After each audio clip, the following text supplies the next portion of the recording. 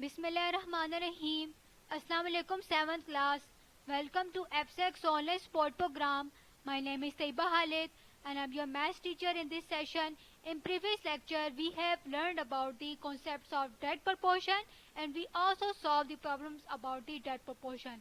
Now in this lecture we are going to learn about the concepts of inverse proportion and we also solved the problems about it.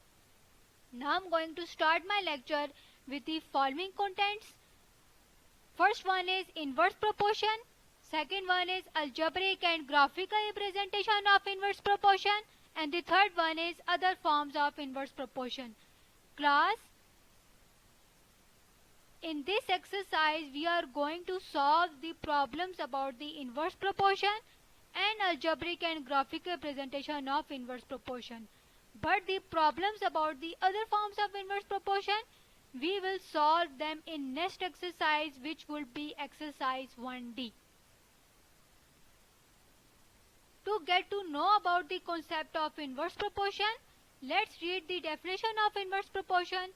Inverse proportion occurs when one value increases and the other decreases.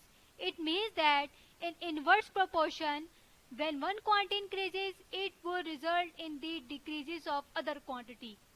When one quantity decreases, it will be result in the increases of other quantity.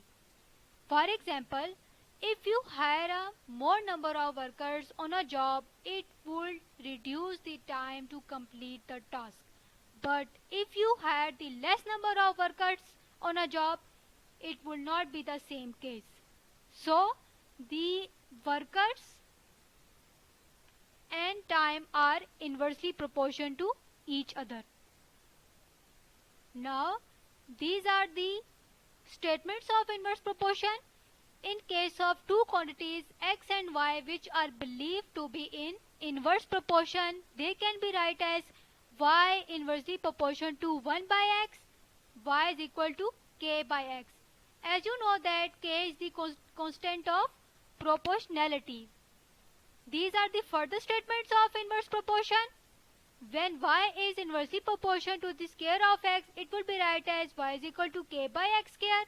When y is inversely proportional to x cube, it will be written as y is equal to k by x cube. And in case of square root of x, it will be written as y is equal to k by square root of x. These are the statements of inverse proportions. Now, the graphic representation of inverse proportion. As we know that in case of direct proportion, it will give a straight line. But in case of inverse proportion, it would not be the same case. It will not give us a straight line. It will give us a curve, which is hyperbola. These are the assignment for you. Revise the concepts about the inverse proportion and find out the real life examples of inverse proportion. I hope that you got my lecture. If you find any problem, then please let me know. Thank you.